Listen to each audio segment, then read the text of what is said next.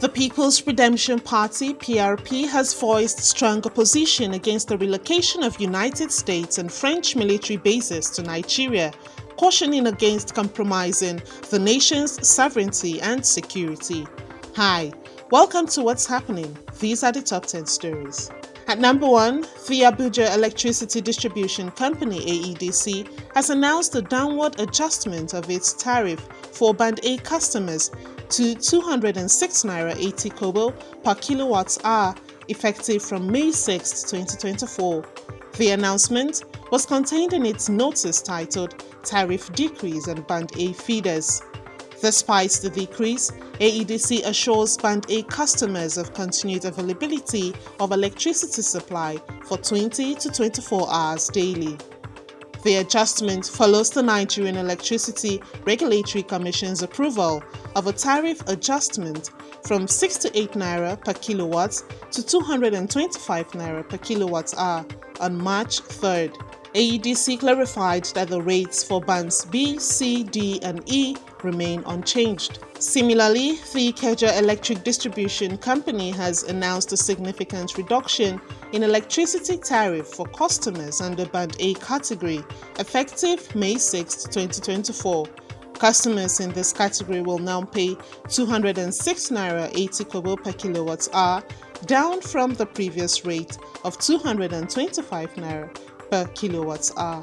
At number 2, the Association of Community Pharmacists of Nigeria (ACPN) has called on President Bola Tinubu to nullify the ban on the importation of syringes and needles into the country imposed by the Minister of State for Health and Social Welfare, Dr. Tunji Alausa. In a letter to the presidency, the ACPN warned that the ban could lead to a monopoly and stockouts in the supply chain of syringes, undermining efforts to sanitize the nation's drug market.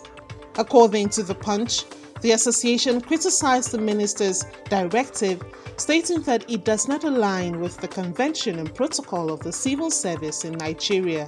The ACPN urged President Tinubu to quash the ban, underscoring the importance of maintaining a competitive market that benefits consumers regarding quality and pricing. At number 3, Nigerian indigenous firms and international oil companies are competing for Nigeria's 12 onshore and 7 deep offshore oil blocks, the Vanguard News reports.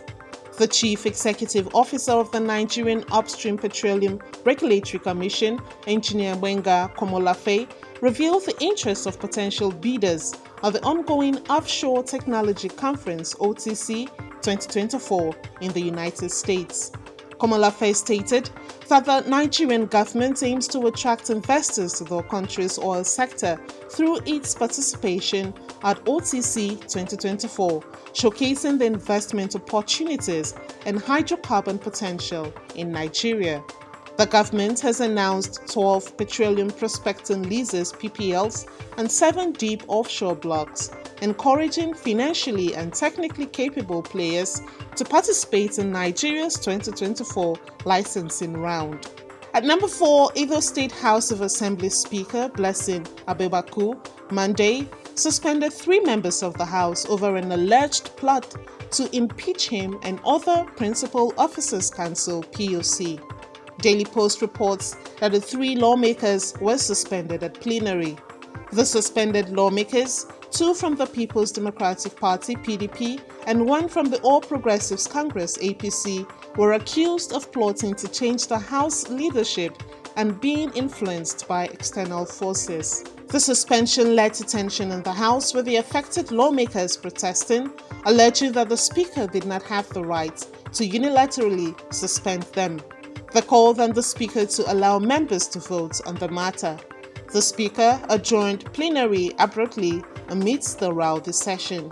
At number 5, the People's Democratic Party (PRP) has voiced strong opposition against the relocation of United States and French military bases to Nigeria, cautioning against compromising the nation's sovereignty and security. In a statement by the acting National Publicity Secretary, Comrade Mohammed Ishaq, The party advised the Nigerian government against entering into agreements that could lead to the establishment of foreign military bases on Nigerian soil. The PRP highlighted potential risks, including erosion of sovereignty, security threats, economic strain, and diplomatic tensions, underscoring the need for Nigeria to prioritize internal security needs and regional cooperation over hosting foreign military bases. The statement added that the foreign troops may not fully understand the complex and dynamic nature of the security landscape in Nigeria, which could lead to unintended consequences. At number 6, Osun State Governor Ademola Adeleke has interfaced with his Lagos State counterpart Babajide Sanwo-Olu over a report of the alleged deportation of Osun Indigenes from Lagos to Ilesha area of the state. An online platform had on Saturday published a story about several luxury buses that conveyed hundreds of youths and dropped them off at a location within Ilesha. The medium also reported that the youths were allegedly rounded up from Ajah, TBS, and island areas of the state and guarded inside an uncompleted building at the Makoko police station before moving them to a forest in Ilesha town in Osun State. Adeleke confirmed the report through an investigation team and expressed shock, urging Sanwo-Olu to investigate and put an end to the matter if true. Sanwo-Olu on his part denied authorizing such actions and promised an immediate investigation. The Osun State Governor has directed Osun security agencies to monitor the situation in Ilesha. At number 7, the people of Obago in Ogwo local government area of Enugu State protested on Monday against what they termed persistent harassment, persecution, and unlawful arrest of the Indigenes by policemen from the Ogwo Divisional Command. Carrying placards with messages such as "Stop the Police Brutality" and "CP, IGP, call Ogwo DPO to order." The villagers called on Governor Peter Mba of Enugu State and the Inspector General of Police to intervene.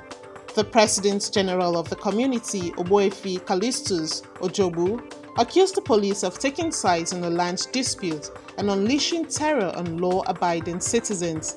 He called for a thorough investigation into the actions of the police officers involved and urged the government to ensure justice was served. The community also demanded the immediate release of 3 persons held at the Ogwo Police Division.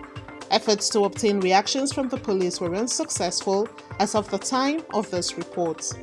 At number 8, Namibia has become the first country in Africa and the first high-burden country globally to reach a significant milestone in eliminating vertical mother-to-child transmission of both HIV and viral hepatitis B, according to the World Health Organization's African Region Office.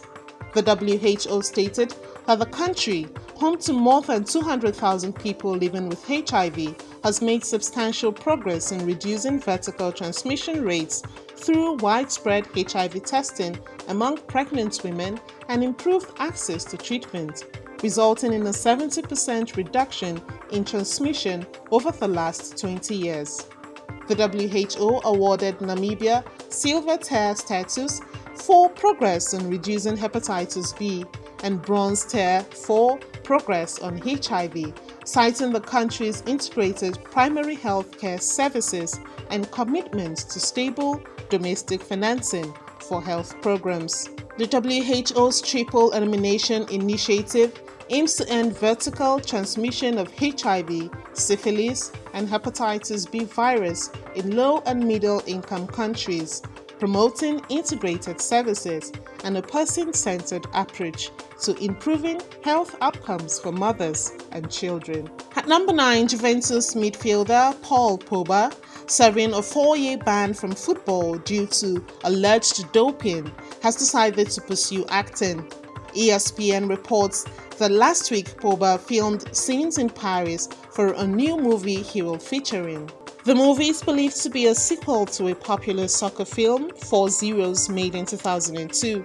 Pogba is reported to take on the role of a youth soccer coach. The extent of Pogba's role in the film is unclear, but it is set to be released in April 2025. Pogba was investigated for alleged doping and eventually handed a 4-year ban from playing football, which he is still serving. Finally, and number 10, Chad held a presidential election on Monday to end the 3 years of military administration and usher in democracy. According to the Daily Post, General Mahamat Idris Deby Itno, who took power in 2021 following his father's death, is the favorite among the 10 candidates. It stated that there are concerns about the fairness of the election, as Chad has never experienced a peaceful transfer of power since gaining independence in 1960.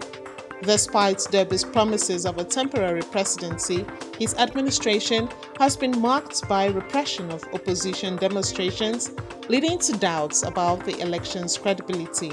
That's it on what's happening. You can join the conversation on our website at www.rootstv.ng. Follow us on social media at Roots TV and subscribe to our YouTube channel at Roots TV Nigeria. Thank you for watching. I am Frances Oti.